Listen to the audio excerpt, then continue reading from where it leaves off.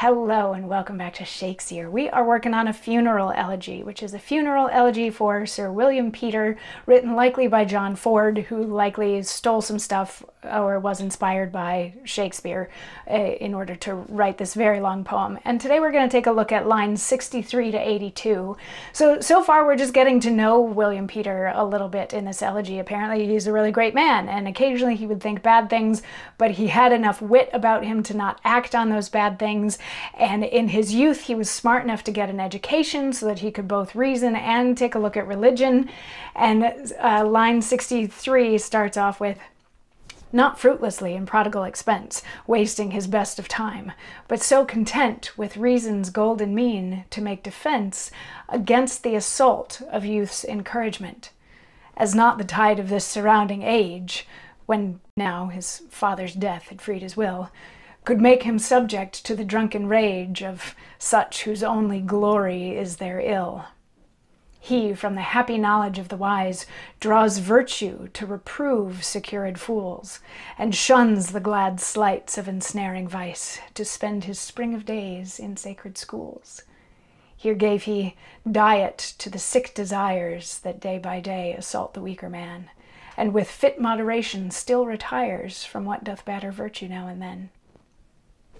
But that I not intend in full discourse to progress out his life. I could display a good man in each part exact, and force the common voice to warrant what I say."